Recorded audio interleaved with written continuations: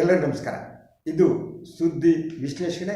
ನಾನು ಶಶಿಧರ್ ಭಟ್.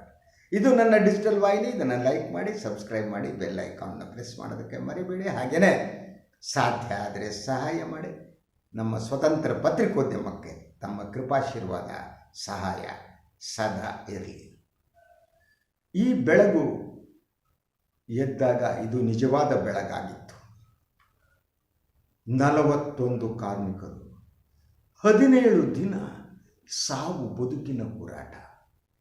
ಸುರಂಗದಡಿಗೆ ಸಿಲುಕಿಕೊಂಡವರು. ಹಿಮಾಲಯ ಮುನಿದಿತ್ತು.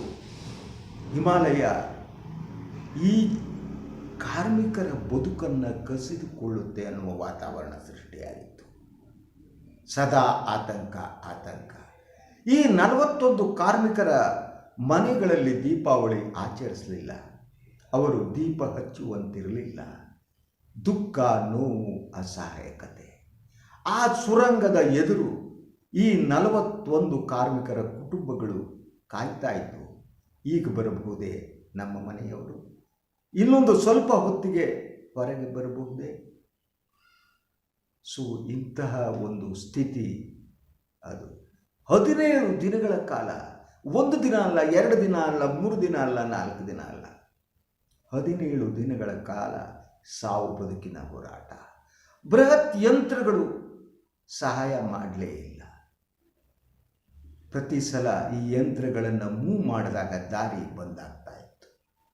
ಕೊನೆಗೆ ನಮ್ಮ ಸಾಂಪ್ರದಾಯಿಕವಾದ ರ್ಯಾಟ್ ಮೈನಿಂಗ್ ಅಂತ ಹೇಳ್ತಾರಲ್ಲ, ಆ ರೀತಿ ಜನರೇ ಸುರಂಗವನ್ನು, ಒಂದು 4-5 ಫೂಟ್ನ ಸುರಂಗವನ್ನು ಕೊರೆದು ಅವರನ್ನು ಹೊರಗೆ ತರಬೇಕಾಯಿತು. ಆದ್ದರಿಂದ ಇದು ಸಂತಸದ ದಿನ. ಇದು ದೀಪಾವಳಿ. ನಮಗೆ ಖುಷಿ, ಸಮಾಧಾನ ಎಲ್ಲ.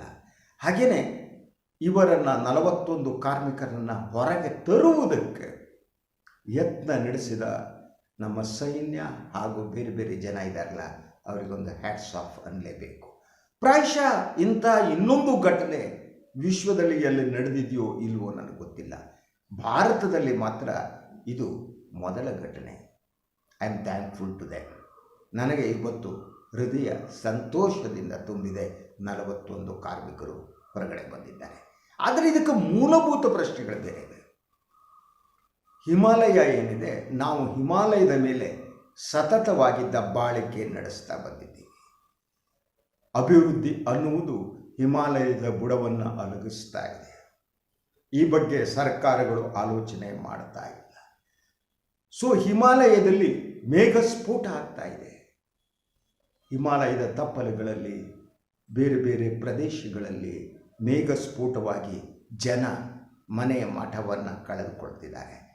ಆದರೂ ಕೂಡ ಒಂದು ಸ್ಪಷ್ಟವಾದ ಆಲೋಚನೆ ಇದ್ದಾಗಿಲ್ಲ.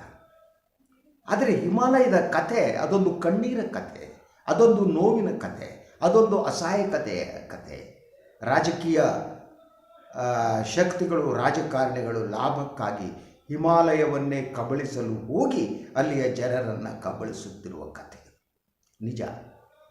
ಹಿಮಾಲಯ ಏನಿದೆ ಮುನಿದಿದೆ. ಹಿಮಾಲಯ ಇಡೀ ಈ ನಾಗರಿಕ ಜನಾಂಗದ ಮೇಲೆ ಮುನಿದಿದೆ. ಅರ್ಥ ಮಾಡ್ಕೊಳ್ಳಿ. ಹಿಮಾಲಯದಲ್ಲಿ ಮೊದಲು ಆ ತಪ್ಪಲುಗಳಲ್ಲಿ, ಕಡಿಮೆ ಪ್ರದೇಶಗಳಲ್ಲಿ ಮರಗಳನ್ನು ಕಡಿಯುವಂಥದ್ದು ಪ್ರಾರಂಭ ಆಯಿತು. ಹಣ ಮಾಡೋದಕ್ಕೆ ಟಿಂಬರ್ ದಂಧೆ ಅಂತ ನಾವೇನು ಹೇಳ್ತೀವಿ, ಟಿಂಬರ್ ದಂಧೆ ಪ್ರಾರಂಭವಾದ್ದು ಹಿಮಾಲಯ ತಪ್ಪಲಲ್ಲಿ. ಒಂದು ಕಡೆ ಟಿಂಬರನ್ನು ಕಡಿತಾ ಹೋಗ್ತಾ ಇದ್ದ ಹಾಗೆ ಇನ್ನೊಂದು ಕಡೆ ಹಿಮಾಲಯದ ಮಣ್ಣಿದೆಯಲ್ಲ, ಆ ಮಣ್ಣು ಅಸ್ಥಿರಗೊಳ್ಳತೊಡಗಿತು. ಹಿಮಾಲಯದ ಪ್ರದೇಶ ಮೊದಲು ಸಮುದ್ರ ಆಗಿತ್ತು ಅನ್ನುವ ಒಂದು ಮಾತಿದೆ. ಅದು ಏನೇ ಇರಲಿ, ಹಿಮಾಲಯದ ಮಣ್ಣು ಸಡಿಲವಾದ ಮಣ್ಣು. ಆ ಮಣ್ಣನ್ನು ಹಿಡಿದಿಡುತ್ತಾ ಇದ್ದಿದ್ದೇ ಅಲ್ಲಿರುವಂಥ ಬೃಹತ್ತಾಕಾರದ ಮರಗಳು. ಯಾವಾಗ ಟಿಂಬರ್ ವ್ಯವಹಾರಗಳು ಶುರುವಾಯಿತೋ, ಮರಗಳನ್ನು ಕಡಿಯುವುದಕ್ಕೆ ಪ್ರಾರಂಭ ಆದಾಗ ಈ ಸಡಿಲವಾದ ಮಣ್ಣು ಉಳ್ಳತೊಡಗಿತು. ಹಿಮಾಲಯ ಹಲವು ನದಿಗಳ ಉಗಮ ಸ್ಥಾನ.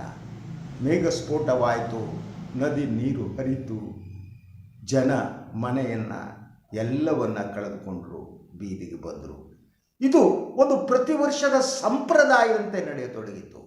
ಆದರೂ ಸರ್ಕಾರಗಳು ಎಚ್ಚರಗೊಳ್ಳೇ ಇಲ್ಲ. ಹಿಮಾಲಯ ಮುನಿದ ಕಥೆ ಅವರಿಗೆ ಅರ್ಥ ಆಗಲೇ ಇಲ್ಲ. ನಾಗರಿಕತೆ ಅನ್ನೋದು ಇದೆಯಲ್ಲ, ಇದು ನಾಗರಿಕತೆ ಅನ್ನುವ ಭಸ್ಮಾಸುರ ಅಂತ, ನಾವೇ ಸೃಷ್ಟಿ ಮಾಡಿದ ಭಸ್ಮಾಸುರ. ಈ ಒಂದು ನಾಗರಿಕತೆ ಹಿಮಾಲಯವನ್ನು ಕಬಳಿಸುವುದಕ್ಕೆ ಹೊರಟಿತ್ತು. ಈಗ ಸುರಂಗದ ನಿರ್ಮಾಣದ ಪ್ರಶ್ನೆ. ಈ ಸುರಂಗವನ್ನು ನಿರ್ಮಾಣ ಮಾಡುವ ಸಂದರ್ಭದಲ್ಲಿ ಯೂಸುವಲಿ ಭಾಳ ಸಂದರ್ಭಗಳಲ್ಲಿ ಆ ಮಣ್ಣಿನ ಗುಣಮಟ್ಟಗಳನ್ನು ನೋಡಲಾಗುತ್ತೆ. ಏನು ಅಂದರೆ ಮಣ್ಣು ಭದ್ರವಾಗಿದೆಯಾ ಇಲ್ವಾ ಅನ್ನೋದು. ಇಲ್ಲಿ ಅದನ್ನು ನೋಡಿದ್ರೋ ಬಿಟ್ಟರೋ ಗೊತ್ತಿಲ್ಲ, ಸುರಂಗ ಕೊರೆಯುವುದಕ್ಕೆ ಹೊರಟರು. ಸುರಂಗ ಕೊರೆಯುವುದಕ್ಕೆ ಪ್ರಾರಂಭ ಆದ ಮೇಲೆ ಹಿಮಾಲಯದ ಬುಡ ತಪ್ಪಲ ಪ್ರದೇಶ ಏನಿದೆ, ಉತ್ತರ ಕಾಶಿ, ನಾನು ಉತ್ತರ ಕಾಶಿಯನ್ನು ನೋಡಿದ್ದೇನೆ, ಅಲ್ಲಿ ಪ್ರಾರಂಭ ಆಯಿತು. ಉತ್ತರ ಕಾಶಿಯಲ್ಲಿ ತಕ್ಷಣ ಈ ಹಿಮಾಲಯದ ಸುರಂಗ ಕೊರೆಯುವ ಅಭಿವೃದ್ಧಿಯ ಈ ಯಂತ್ರಗಳು ಹೊರಟು, ಯಂತ್ರಗಳ ಮೆರವಣಿಗೆ ಹೊರಟಿತ್ತು. ಈ ಯಂತ್ರಗಳ ಮೆರವಣಿಗೆ ಇಡೀ ಹಿಮಾಲಯದ ಪ್ರದೇಶ ಕುಸಿಯುವಂತೆ ಮಾಡಿತು. ಇದು ಎಲ್ಲರೂ ಯೋಚಿಸಬೇಕಾದಂಥದ್ದು. ಪ್ರಕೃತಿಯ ಮೇಲಿನ ಸತತವಾದ ದೌರ್ಜನ್ಯ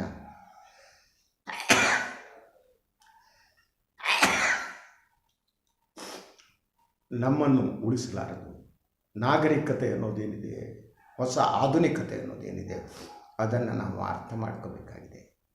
ಆಧುನಿಕತೆ, ಕ್ಷಮಿಸಿ ದಯವಿಟ್ಟು, ನಮ್ಮನ್ನು ಕಬಳಿಸುವುದಕ್ಕೆ ಅವಕಾಶ ಕೊಡಬಹುದು ಅಂತ ನಂಬಿದವನು ನಾನು.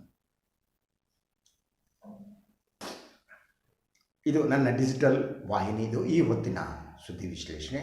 ನನ್ನ ವಾಹಿನಿಯನ್ನು ಲೈಕ್ ಮಾಡಿ, ಸಬ್ಸ್ಕ್ರೈಬ್ ಮಾಡಿ, ಬೆಲ್ ಐಕಾನ್ನ ಪ್ರೆಸ್ ಮಾಡೋದಕ್ಕೆ ಮರಿಬೇಡಿ. ಹಾಗೆಯೇ ನಮ್ಮ ಸ್ವತಂತ್ರ ಪತ್ರಿಕೋದ್ಯಮಕ್ಕೆ ತಮ್ಮ ಕೃಪಾಶೀರ್ವಾದ ಸದಾ ಇರಲಿ.